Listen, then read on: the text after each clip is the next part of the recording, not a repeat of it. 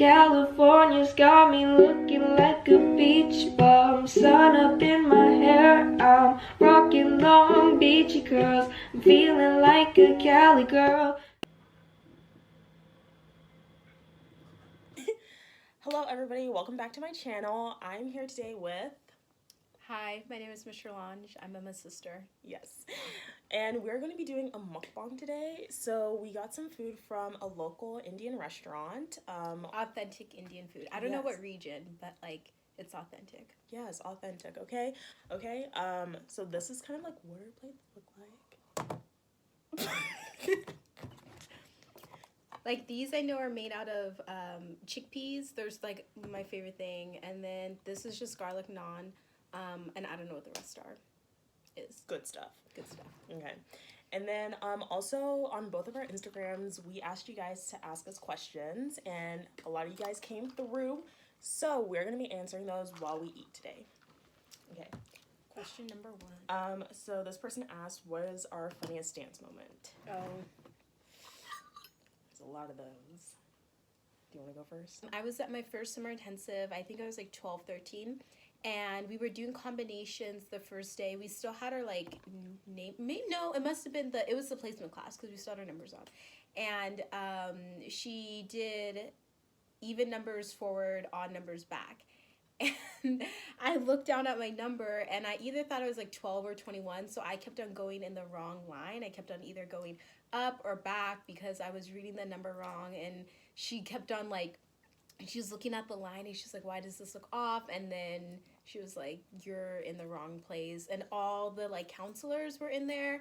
They were laughing at me and my peers were laughing at me. Like not like rudely, but it was really embarrassing because I couldn't. And now like every time I'm in an audition, I like am so self-conscious if I'm in the right line. I'm like, is this actually an even number?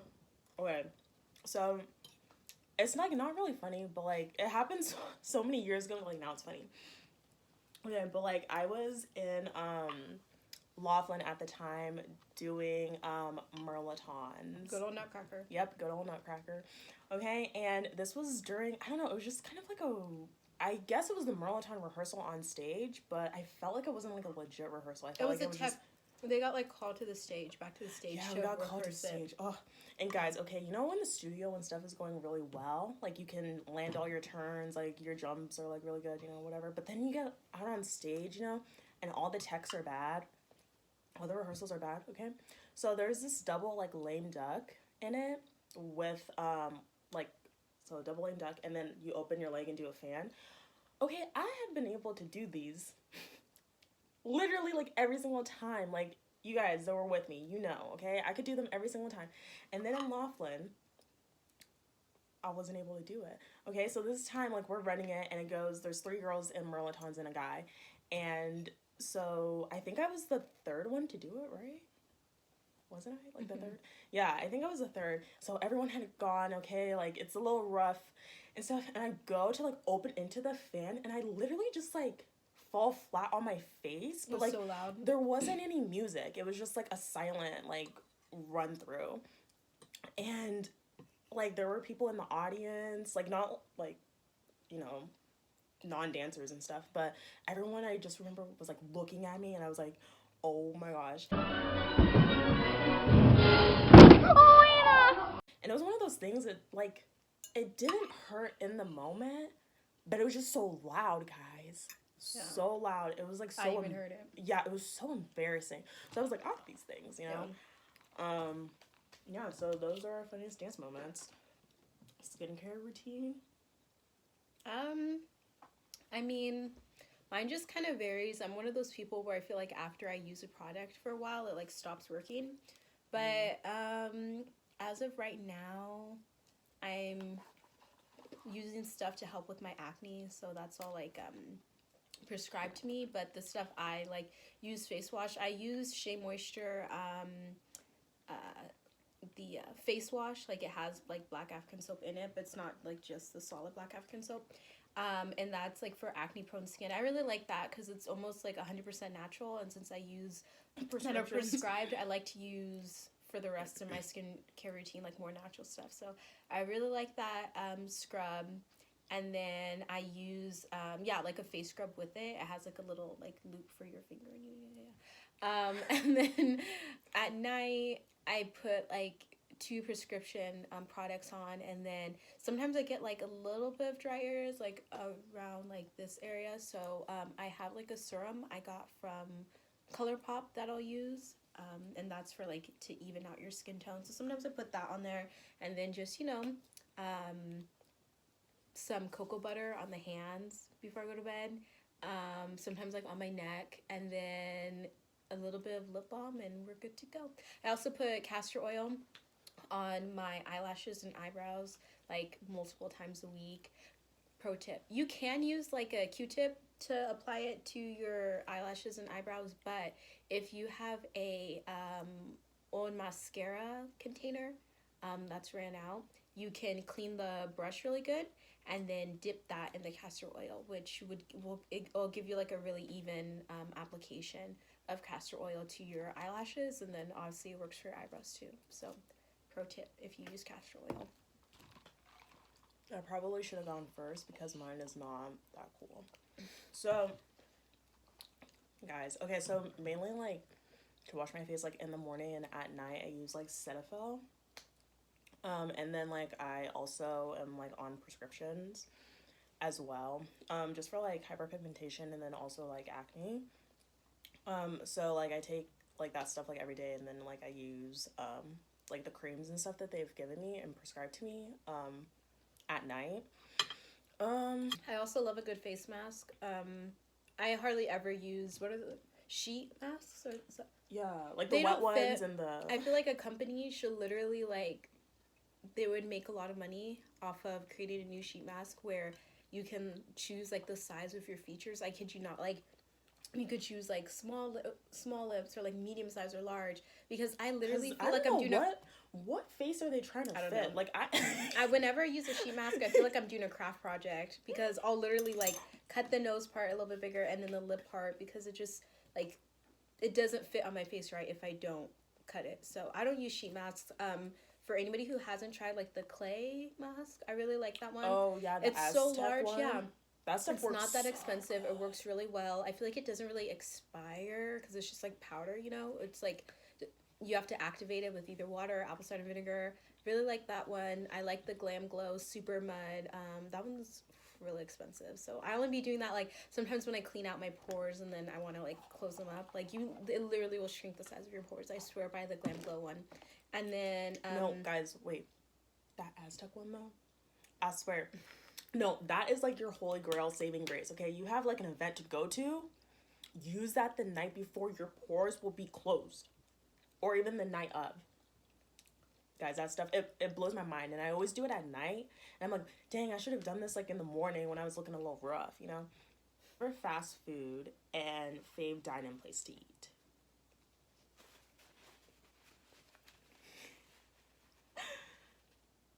That's the question. Go ahead.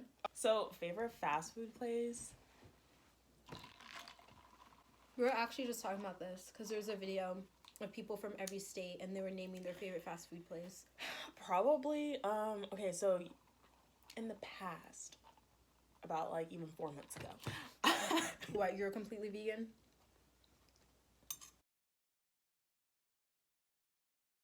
No. Oh. What are you? Sorry. What were you gonna say? No, I was gonna say I love Taco Bell. Oh. Trying to expose me. Yeah, like Taco Bell, it was because like where I worked and stuff, there was a Taco Bell right in the mall, and it was just so easy to go to, and Taco Bell is so cheap, and like, you know, if you're vegan, you can like, obviously because it's like fake Mexican, like you can like substitute a lot of like the meat products for like beans and rice. So yeah, it was definitely Taco Bell. But now since I'm back in California, we've got Del Taco, and they have a whole like Beyond like meat line and stuff, so it's a lot easier to find like different like meals, I guess. I don't know, like those tacos are so good. That Cali burrito with the fries inside. Okay, so I think that's like my favorite fast food place to eat, and then favorite like dine-in place, like the vegan restaurant that like our family goes to a lot for like all our celebrations and just achievements that we've had in our lives. So like that place was like really good, and it's I don't know, kind of like sentimental because like everything like good that's happened to us, like we go there and celebrate. So It's Thai food. yeah, Thai food. Good stuff. For me, probably Chick-fil-A. I don't really eat chicken like that often. And even if it comes from like a really expensive restaurant that has like good quality chicken, if they have vegan options, I'm gonna go for the vegan options. I don't know what it is about Chick-fil-A.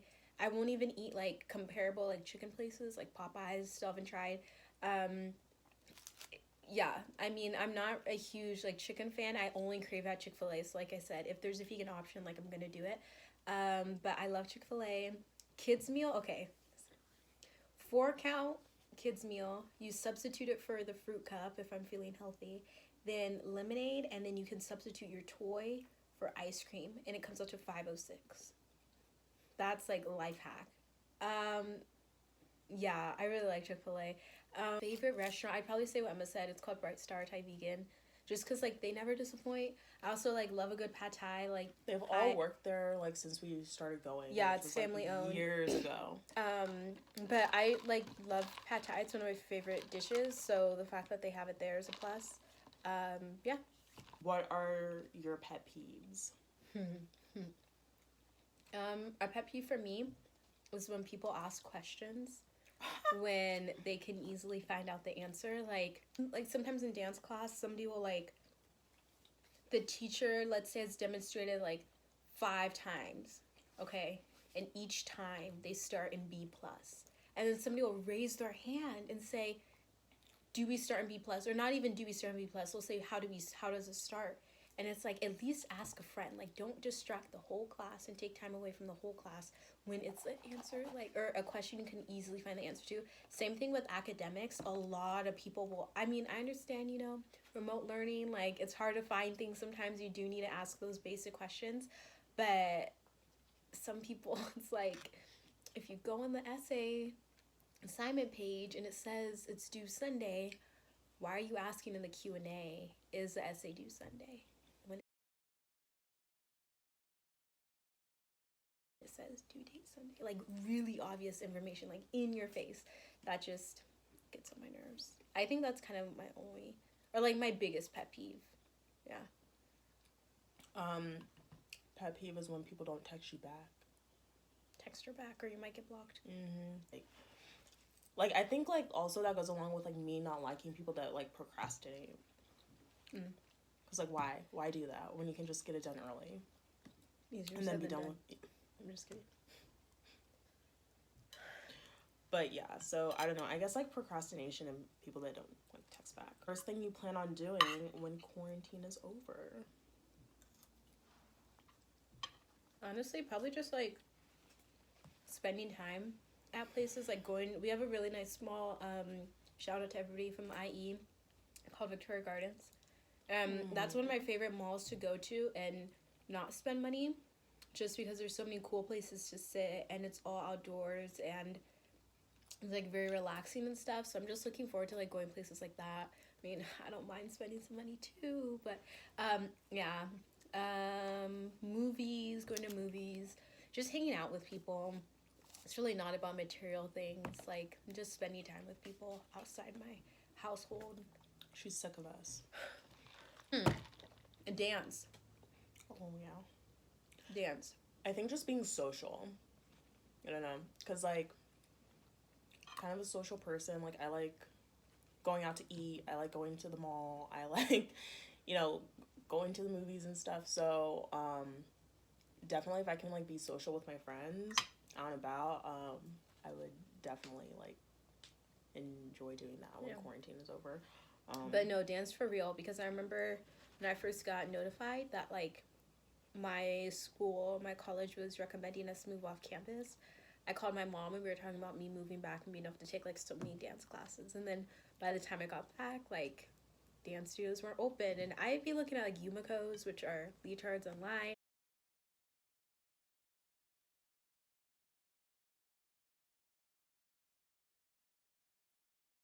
Like putting them in my car. I just bought a new pair of point shoes. Like I'm ready for the studios to open back up.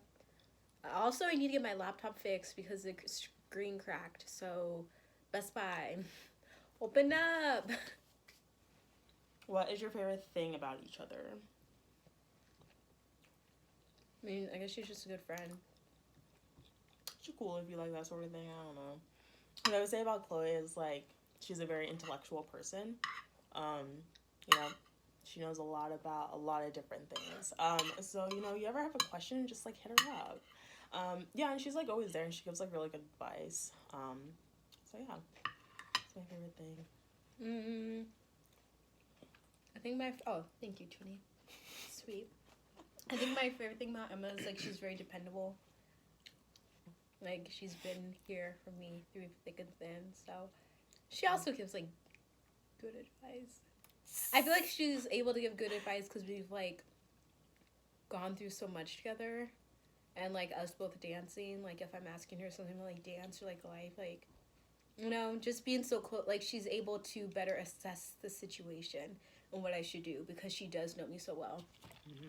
Yeah, I feel like that's both of us. Yeah, been with each other a long time, guys. And like not just because we're sisters, but like we did a lot together. Dance, homeschooling, everything. Like yeah, we did a lot. So yes, dream place to live, okay, versus realistic dream place to live. Somebody really said that? Yeah. But also all dreams can be made a reality. Yes. Dream place to live, gosh. I like look at all these places kind of online, like Greece, Canada, you know, places like that. And realistically, like I want to stay like in California.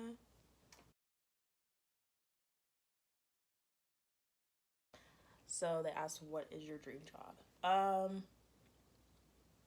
Okay, so like I want to go into nursing. It's been like one of like my dream jobs to have since I was like really young. I just haven't done anything related to nursing or like the medical field, so I don't know if I would actually like it in a sense. Hopefully I do, because like why I want to get into it is like a really good reason and stuff. But yeah, I just like haven't done any courses or anything in that field yet. So maybe down like the road after I become a nurse, if that works out, maybe PA school. We don't know though. Don't hold me to it. Dream place to live, realistic place to live. Okay, so I'm gonna like break it down to categories. California, definitely Alameda. It's a small city in LA that's kind of like serious? Pasadena. Yeah. That's your dream place? Yeah, I would buy like a house in Alameda and then like. Oh, I was thinking Alameda Street, girl. No. Did you see her face? She'll have to zoom in on that. No, but like.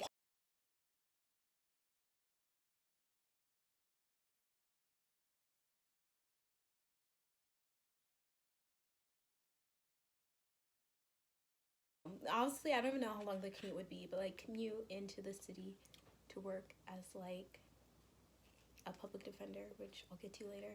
But yeah, and then statewide, just any state, city, like in a historic neighborhood. So like Georgetown in DC or some like Brownstone in New York. And then internationally, probably somewhere in France, like south of France or something like that.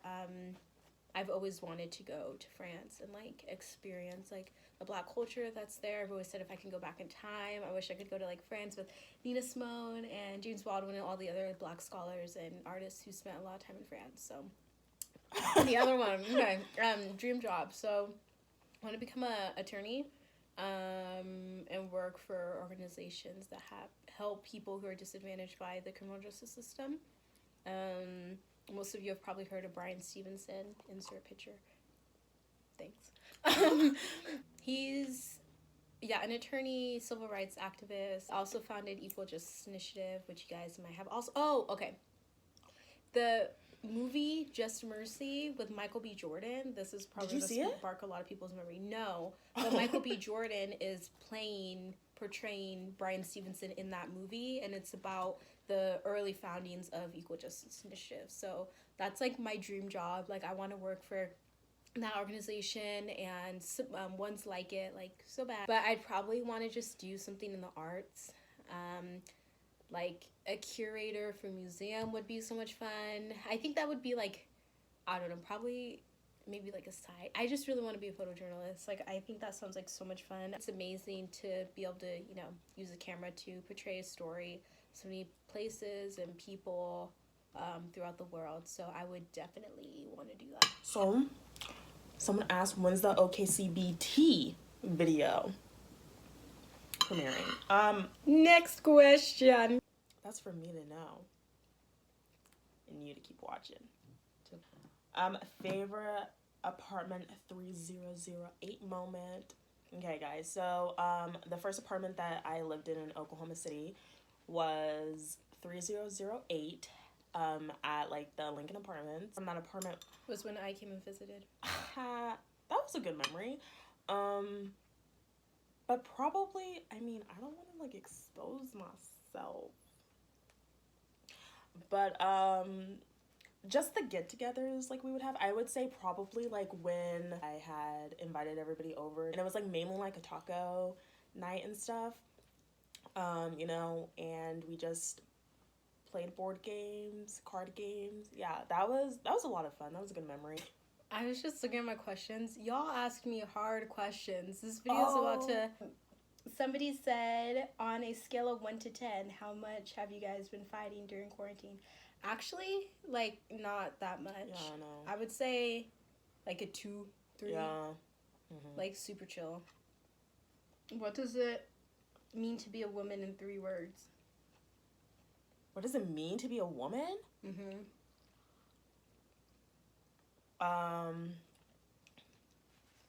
For me, strong, resilient, feet, Independent. Okay, so this one's just for me, post-grad plans. Excuse me, I'm in school. Law school, that's it, and then like hopefully pass the bar and hopefully start practicing law. If I like for some reason didn't want to do law by the time I graduated undergrad, probably just try to finesse like a photojournalism job or law school's a plan for now. Thank you for inquiring. Okay. Favorite TV show? Friday Night Lights. So good. It's a good one. Go watch it. I've told so many people and I think you've yet to do it. You know who you are. No, but Friday Night Lights, I think that's kind of it. That's like the only TV show that I like stand by. Like there's other good TV shows out there, but that I've watched and enjoyed, but some like I haven't made it all the way through, and like for no particular reason, like Rain, I loved that show, like, but I just like haven't watched all the way through, and there's not that many seasons. Killing Eve was really good. That was really engaging, and then the assassination of Gianni Versace. Those are the 3 I stand by. Okay. She's an avid TV watcher, so. But I think these are the shows that like I have watched like over and over again. So definitely like probably you guys like won't even know these shows, but you know what? After I give them to you, go watch them. So The Unit, okay, that's an old show. Well, all these shows are gonna be kind of old, but like The Unit, so good. The Unit. Oh yeah, The Unit. Also SWAT. Is that what it's called? Flashpoint. Sorry, it's about a SWAT team. Ooh, that show's good too. That show's good. It's Canadian. It's kind of like underrated. It is. Go watch it. So definitely like those 2 shows, but like Graceland is really good. Okay. Ooh, favorite vegan recipe?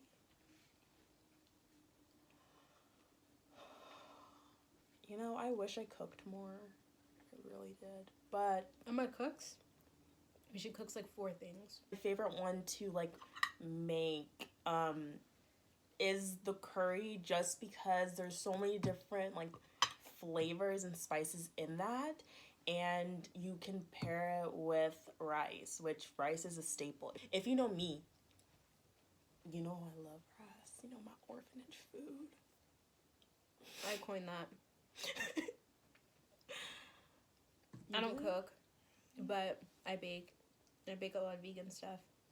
I made a peach cobbler not the other day, but like a few weeks ago, months ago. I don't know. Time just all blends together now. But it was really good. It was my first time making peach cobbler. Also, we have like this recipe for vegan cookies that goes crazy for. And those are really good. Yeah, guys, fun fact. You can mess up that recipe a lot and they'll still come out good too. So I continue. Fun fact, guys, we used to have a baking business. Yeah, when we were little girls trying to help pay for dance. Or some intensive. So it's supposed to be costing you an arm and a leg, maybe another arm. Too much. You know Too what? much. You better get a contract after that. That's an investment. Right. Favorite foods? Pad Thai. I get Pad Thai everywhere I go, or try to, unless I run out of money. At Portland trip. I think mine is like a chow mein or. Oh my gosh, she loves chow mein. Oh, so good, so good. Yeah, likes flavor, but not too much flavor. On the low. What you mean? Like she's very simplistic. What you mean? You love chow mein. I like chow mein. I like the spicy mint noodles. Girl, don't do that just because I don't like pad thai. Okay. Pad thai is weird. It's like it's like sweet and yeah. I don't know. A complex flavor profile. Fave natural hair products. Okay, so again, simple. Yeah, I'm very simple and I'm a lazy natural. Like, I wash my hair. Well, now it's like once every 2 weeks. But yeah, I kind of just like stick to what I know just like works and is like fine for me. So like when we were younger, we used a lot of like Cantu products. So I still use Cantu products. And you know, then I just braid my hair at night. And what was it like to be a cast wolves? If you were, you know, along for the ride of Oklahoma City Ballet's Dracula, you know, I was cast A in Wolves, and that didn't mean anything.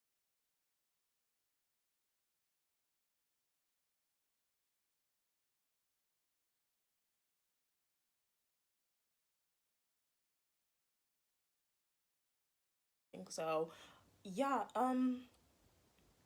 it was rough, you know, possibly not getting casted in any more productions for the whole entire season. That was fun. Getting threatened every single rehearsal, so much fun, and getting yelled at. It was a great time. I mean, yeah, I use Cantu too as well.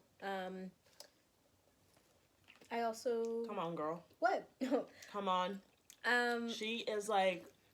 She's a bougie natural. Okay, well, but we're opposite. So, like, I'm really lazy when it comes to, like, protective styles, mainly because I don't know how to do any. Like, I'm so bad at doing my hair. I can't even part my hair for, like, puffballs, so.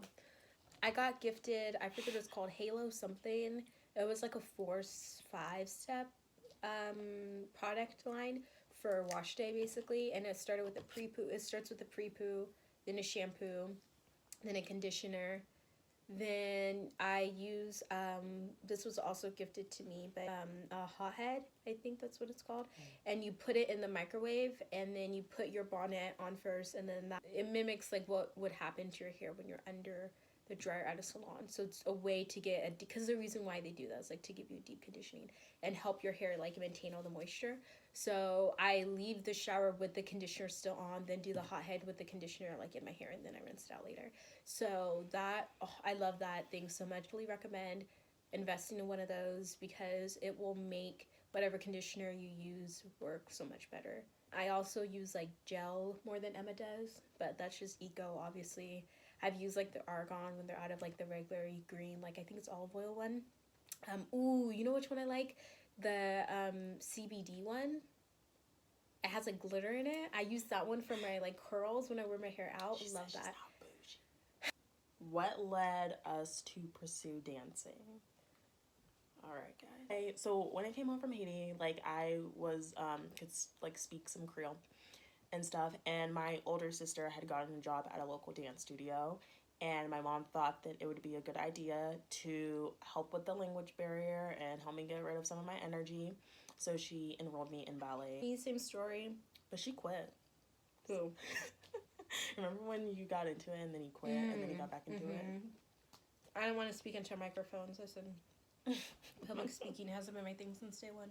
But what led me to start getting into ballet was I came across George Balanchine's Jules, his first act of Rubies on YouTube. I literally went to my dance teacher and I was like, I want to do ballet. I want to become a Balanchine dancer. And I went to two Balanchine like intensives, and I'm still a fan of like the technique in his ballets, but that's what really like lit a fire underneath me, because prior to that I thought ballet was super boring. And then I saw Jules and I was like, wow, I didn't know ballet could actually be exciting. So if you feel the same way and you haven't seen a ballet by George Balanchine, highly recommend you do so. There's Boondocks, the single greatest animated show that began, quote, woke, unquote, culture.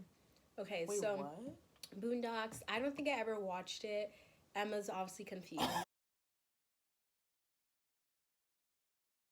So I wouldn't really know. I would say what started like a woke culture. I don't even know. Probably Twitter. I'm not on it, but Instagram starting like the story feature, because I feel like most people who post content about things that are happening around the world, and like they do post about like, you know, social justice and politics, it's through their stories and not like, you know, permanent posts.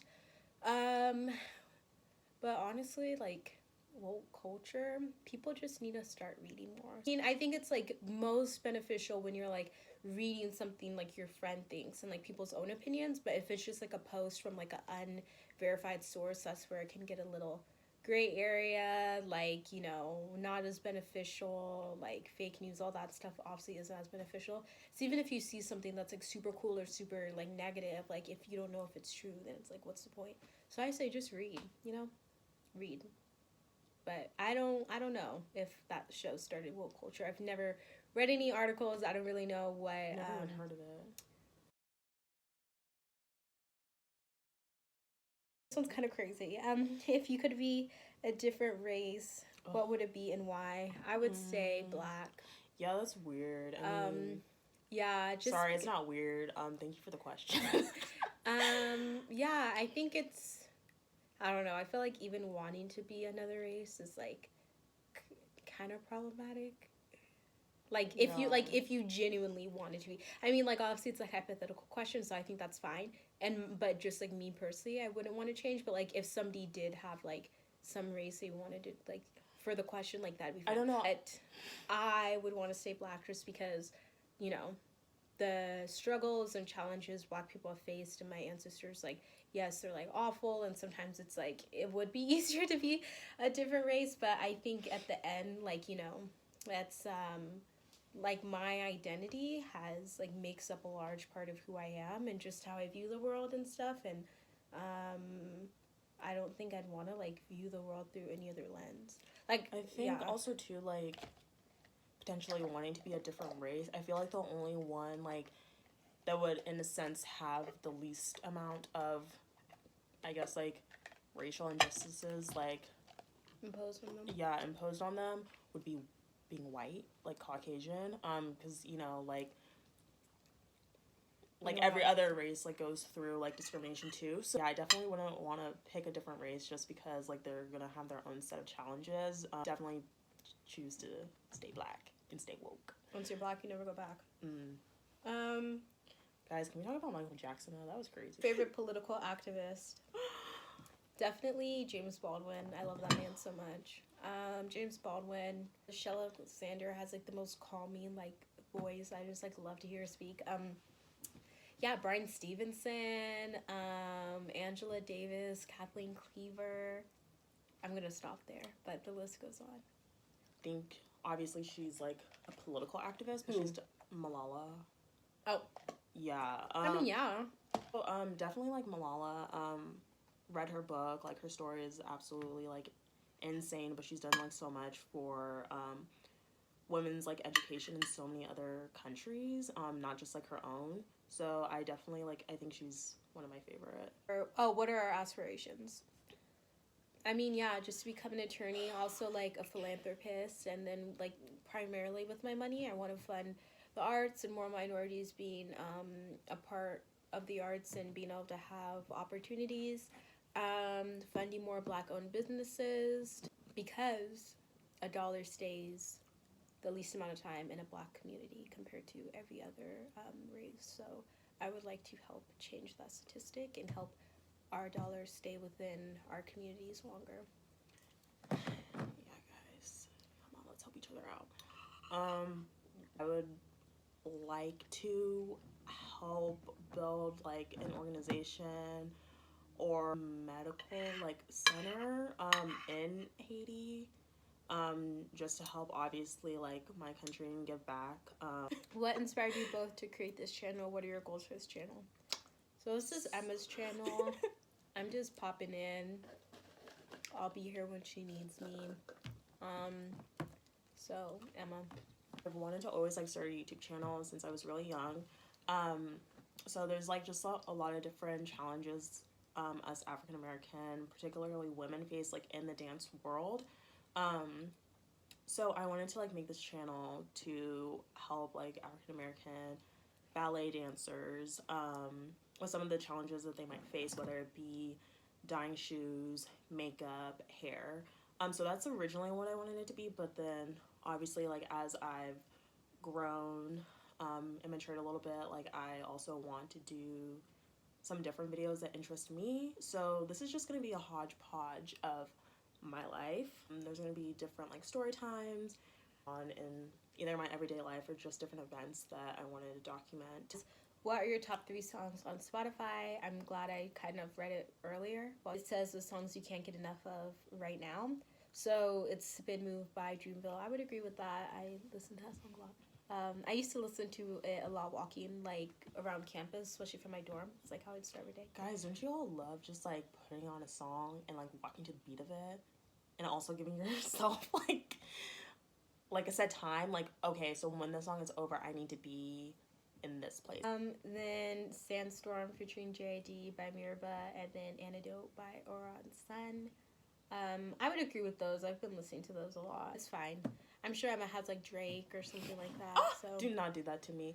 No, okay, I'll just give you the artists that like I've listened to like on repeat. So the Jonas Brothers, oh my gosh, their new Taylor album. Swift. Taylor Swift's new album, Lover. Y'all, that's so good. Okay, and then also Haim. I know they came out with like, I think it's 2 new singles or EPs, whatever, but their like latest album is so good, and the Don't Impress Me Much song is really good also. So that's gonna be the end for this video, guys. Thank you so much for watching. Thank you, Micherlange, for being on my channel today. And yeah, okay, thank you guys. Bye. Bye.